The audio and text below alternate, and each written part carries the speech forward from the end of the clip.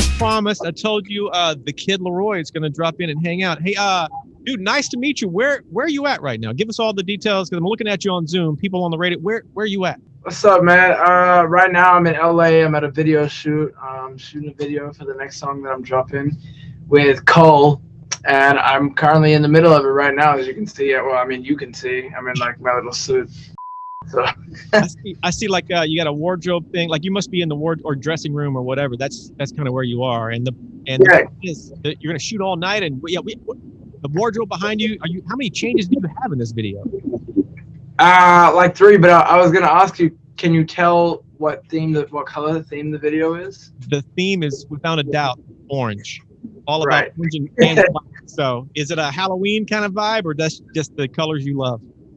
No, it's a little early for that, but it's I don't know. That was the orange thing was old Cole's thing. So all right, well, I can't wait to see this video. He's shooting as we tape this countdown. He's about halfway through the video shoot, and once we're done with this thing, he's going to be recording this quote from Elton John. I mean, I know you've heard it because it's just so crazy. It's so amazing. Elton John said that you're going to be one of the biggest artists in the world. When you heard that statement from Elton John, reaction, what'd you think? Well, the first thing I did was go and tell my mom, because my mom and my grandparents are like the biggest Elton John fans ever. But I mean, yeah, it was a crazy moment. Deep down, I was definitely freaking out. I was trying to play it super cool in front of him, but deep down, I was super freaking out because it's a legend. So to hear those words coming from him is insane. So yeah. How'd you end up? You met him, I assume, and how'd that meeting go? And kind of walk me through that. Yeah, well, at first, actually, he had messaged my friend Charlie, and he had told him, tell Kid Laroi, I'm a big fan of him, and I like what he's doing. And I was like, oh my God, that's crazy. And then like 2 weeks later, I don't know, I guess he reached out maybe to my management or something, and he said that he wanted to get me on his podcast on Apple Music. So I was like, oh, that's cool. So I FaceTimed him, and he was like, hey, what's up? And then told me all of that. I mean, it's all recorded. You guys can probably go listen to it. But yeah, it was crazy. He told me all of that, and he also told me that he wants to catch up with me when I come to the UK and go and get something to eat. So that was cool as well. So you have basically you have a date ready with you have a dinner, whatever, with God, that's so surreal, man. I mean, I don't know where you thought this career was going when you started it, but Elton John calling you to come do dinner is it's nuts, man. Hey, I know you can't tour now for obvious reasons. The world is crazy, but how much do you miss live shows with fans? I miss live shows like crazy, and the thing that's messed up about it is when my music stuff started going, up. It was like during quarantine, so like everyone, no one's allowed to come out and do shows and like that, obviously. So the last time I performed was when I was opening for, I think, TJ for Lil TJ, and like I just dropped the song Diva with Tekka, and there was a few people in the crowd that knew the words and stuff like that, but it wasn't anything obviously how like it is now. So that kind of sucks, because my whole but that's one of my favorite things was performing, and then like I can only imagine what it's like performing when it's your own crowd of your own people. Yeah. Hey, I know you're in LA right now, but what is the status in Australia? Can they do shows? Yeah, because I know in New Zealand they can go nuts over there. But what's it like in Australia? I don't think they can do shows yet, but I think it's all opening up. I think in around June, July, August. So hopefully I'm gonna get out there halfway through the year. Fingers crossed for sure. What's this story? I like to ask artists about having a hotel alias, which I know you told me you don't have a hotel alias, but you have an Uber alias. What is this? What do we got? Yeah, so on my Uber account. So what was my name on Uber is Greg Main. Well, that's one of them, Greg Main. So like GREG and then MAIN. That's one of them, Greg Main. Lyft, I forgot what Lyft is, but anyway, the reason I did it was because I was just taking regular Ubers everywhere, and one day I was in an Uber and this guy, it was like dark, it was nighttime, and this guy was in the front. Like I didn't even think he could see me. And he just randomly turned on one of my songs and started playing it like it was a coincidence, but it clearly wasn't. You know what I'm saying? And he just started playing my whole tape. And then he just turns around and he just smiles at me, and I'm like, oh, I gotta, yeah, this is bad. So then I stopped taking regular Ubers. Like now I only get the black Ubers or whatever they're called. That's straight. He gave you that serial murderer kind of smile as he glanced at you. Yeah. And same type of Postmates. I actually an even crazier story that actually only happened recently. I was at the studio in Hollywood and I ordered some Craig's pasta and the chicken parm actually.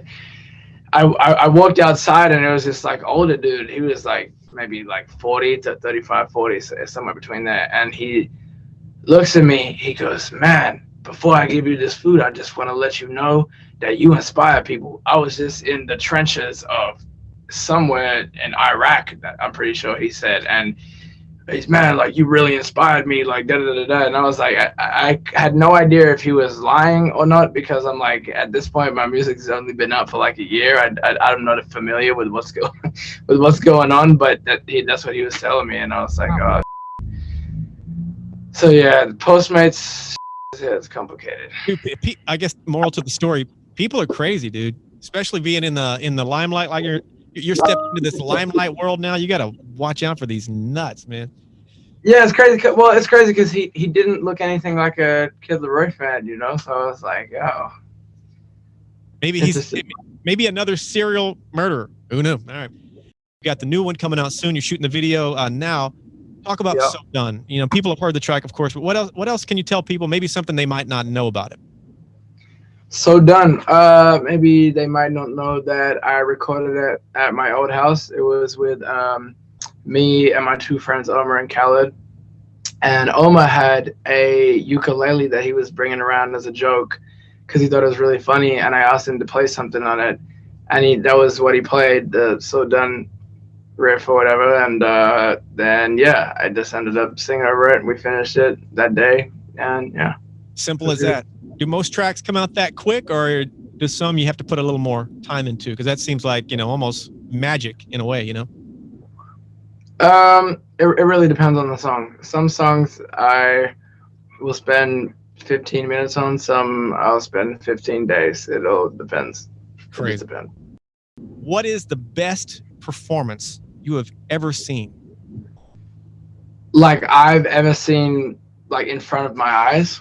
Correct. Although I've had an artist tell me once that they actually quoted, they gave me a show that, you know, was from years ago that they saw on video.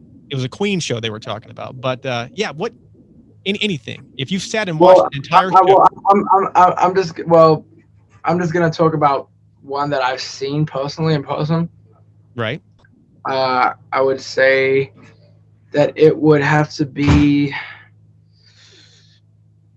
probably Travis Scott or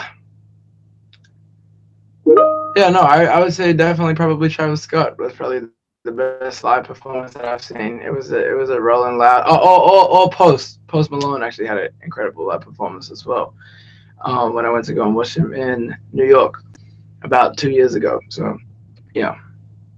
We're gonna get to one of your shows here in a second, but the Travis Scott show, was that the one where they had the roller coaster? Is that the one? Oh no, this was just a show at Rolling Loud. This was just a Rolling Loud set. It was fire. Gotcha. Had the whole crowd going crazy. But what's the thing you were gonna say about it? I'll edit this up together.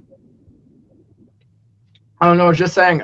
Yeah, like with Travis, it was just a Rolling Loud set, so it wasn't even necessarily about like the set design or anything. It was just like the energy that he brought. I thought was crazy. Like I haven't seen that from a lot of live performers. So yeah. I gotta see that. I gotta see him perform one of these days. Hey, what is the two-part question? Best show you ever did? Like everything went right. It was the best, the greatest day ever. And the complete flip of that, the worst show you ever did. I mean, everything went straight to hell, man. It was just it couldn't have gone worse. The best show I ever did, I'm not too sure because I'm super hard on myself, and I don't think I've ever had a perfect show. But I'd like to say the closest thing to a perfect show is probably either the Sydney show on the second Juice tour I did, or the Perth show on the Juice tour that I did. That was really cool. The worst show, however, I know that one right off rip. It was Rolling Loud. I think it I think it was Rolling. It was Rolling Loud, maybe in the Bay Area, maybe, or it might have been New York. One of it. It was either the Bay Area or New York. It was like 50, like maybe 20 people in the crowd, and Han, my boy who DJs for me, he kept up the DJ shit. So he would play the song, I would start singing the song, then the song would just start again on loop, and it kept starting and it kept looping, and it was like 20 people who didn't even know me in the crowd, and they're just like looking like, what the so I had to try and play it off. So yeah, and it just, and they were live streaming it too, so the video is probably out there somewhere if you look deep enough, and they were just roasting Han on the live stream. They were like, who the is DJ? What is he doing? Oh my God, dude, that's the worst. All right. Hey, true or false? I was told, I read somewhere back, I don't know when this was, but you used to sneak backstage to get your music to people. Where'd you do that? How'd you pull it off? Did it work? I guess it worked. I mean, yeah, well, yeah, somewhat, yeah. I used to, well, not necessarily sneak backstage to concerts, but I used to wait out front of hotels. Whenever, like, rappers would come in town, and I would wait out the front of their hotels and try and give them my music, or I'd send people up to their rooms to try and give them my music and stuff like that. And then obviously that would lead to like sometimes on like the rare occasion they would like bring me to the show and like whatever. But yeah. Well, see, clearly you did something right. So I guess, would you recommend that to other people? Like, wait out front when these artists come out, hit them with your stuff. Is that a good advice, or did it ever go wrong when you tried that? I don't know if it ever went wrong, but I definitely think they probably thought I was super weird for doing that. But I mean, it's all about the hustle, so I guess that's all that matters, just hustle, whether that's waiting out the front or whatever. Just, I guess that's not even the point. The point is just going out to get it. All right, guys, we're back. What up? It's JoJo on the radio. This is the iHeartRadio Countdown. The kid Laroi is hanging out. I know your fans. They love you. They go crazy. Sometimes they track you down in some weird places, I would imagine, and ask for a selfie. I've heard some of the wildest stories. What is the most awkward place a fan has asked you for a selfie? Where did it happen at? One of the most awkward places. I don't know if this was awkward, but it was kind of funny because I just didn't expect it. I was in Mexico like about a month ago, and I was at like this random little like taco restaurant. Like I couldn't even tell you the name of it or where it was for the life of me. We just stopped there randomly, and there was these like other kids sitting at a table, like, you know what I'm saying? Well, it was actually like a family that was sitting at the table next to us, and they kept looking over, and they kept passing this one phone around, and I was like, oh, what are they doing? And then like eventually they came up and they're like, hey, like the dad came up and was like, hey, can my kid get a photo with you? And I was like, oh, okay. And I just didn't expect that. I was in like a whole nother country, so I was like, oh. Are you usually pretty good when fans hit you up like for photos? You're like, dude, you're cool with that, right? Of course, yeah, of course. People are going to ask, what else do you have coming up? What are you in the middle of? What are you working on? Right now, I'm just working on a lot of new music. I'm shooting a video right now. Obviously, I got a couple singles and stuff coming out, but ultimately working towards an album. Trying to have that ready, hopefully by mid this year. That to the end, to anywhere between this, the second half of the year. So, yeah, it's exciting. Soon. What am I forgetting to ask you? What are you forgetting to ask me? I must have forgot something. Lord, I don't know. Yeah, no, literally, that's actually a really good question though. I've never been asked that. It's super creative. I like that. I throw it in every now and then just because, I'm psycho like the next one. Who knows what I forget? But it's a real pleasure to meet you. No, but Thank you for having me.